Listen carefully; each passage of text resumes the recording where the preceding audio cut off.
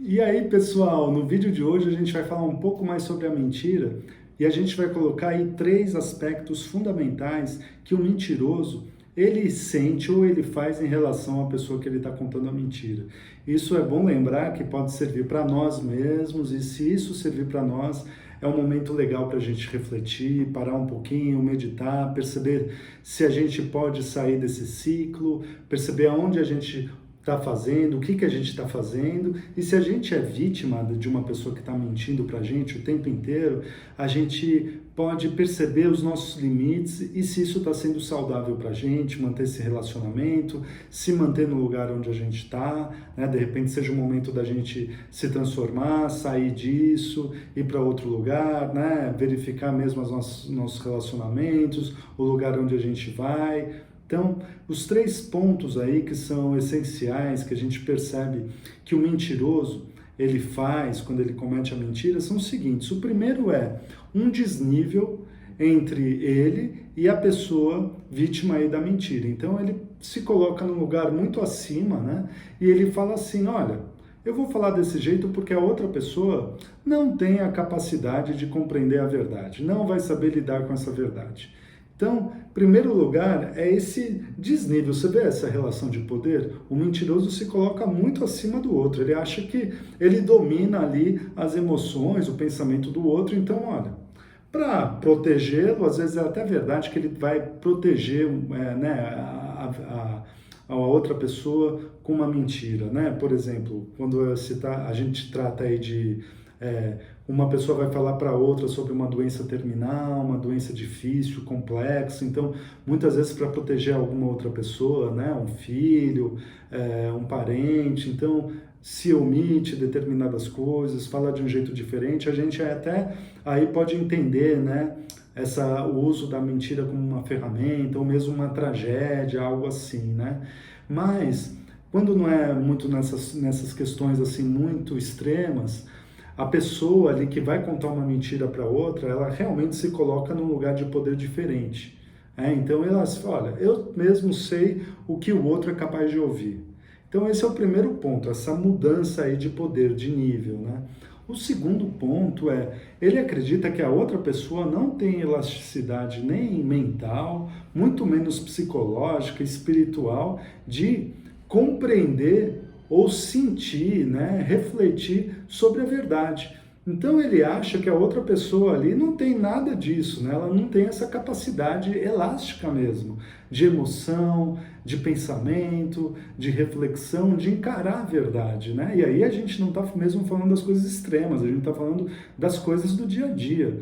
Então, veja só que lugar que o mentiroso coloca o outro, né? Primeiro esse rebaixamento de nível, de poder mesmo. A outra é achar que o outro não tem essa elasticidade mesmo, né? Essa forma de lidar com as coisas, né? Então, olha, é um outro lugar. E o terceiro ponto, que é impressionante, é quando o mentiroso conta essa mentira, ele acha que o outro não vai descobrir, né? Porque ele acaba falando e ele fala, bom, ele acho que é uma ilusão que ele mesmo faz e a outra pessoa, e sobre a outra pessoa também, que a descoberta não vai acontecer. E olha como isso é maluco nos dias de hoje, né? Porque hoje a gente tem as redes sociais, a gente tem uma série de postagens que as pessoas estão fazendo e outras, os terceiros estão fazendo delas mesmas. Então, você tem uma série de formas que essas mentiras são difíceis de sustentar, né?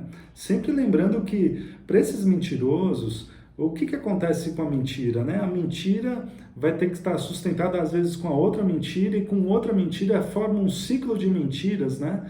E vai ter que ter uma sucessão ali de álibis justificativos, uma mentira sendo justificada pela outra e por outra, e aí vai formando um verdadeiro sistema de mentiras.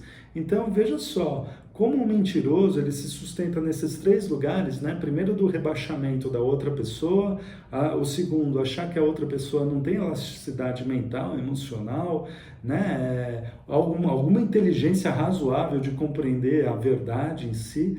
E o terceiro ponto, ele acha que isso não vai ser descoberto. Então, você vê que é um jogo de ilusão que ele fica realmente permeado aí por algo insustentável. Agora, O problema maior é mesmo quando essa mentira ela se divide em dois caminhos. Uma, ela passa a ser sustentada mais uma vez. Ela vai tentando ser contada e recontada até tentar se tornar uma verdade. Sabe aquela coisa de uma mentira contada muitas vezes se transforma numa verdade.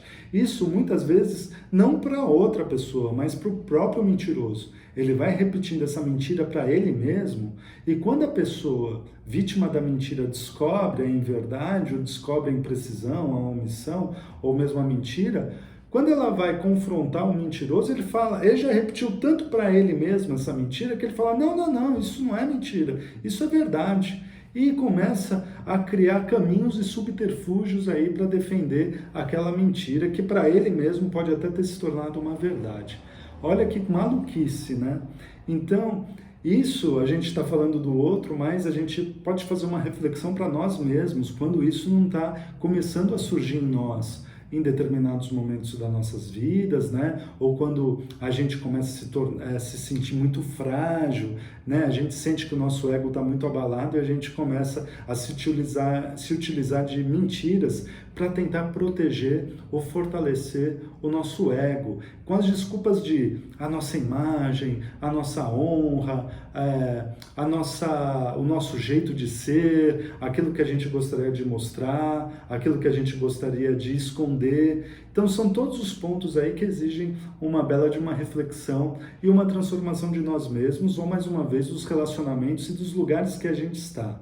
Né? Então eu espero que você tenha curtido. Se você curtiu, deixa o seu like aqui, compartilha esse vídeo, se inscreve aqui no canal e a gente se vê no próximo. Um abraço e até lá!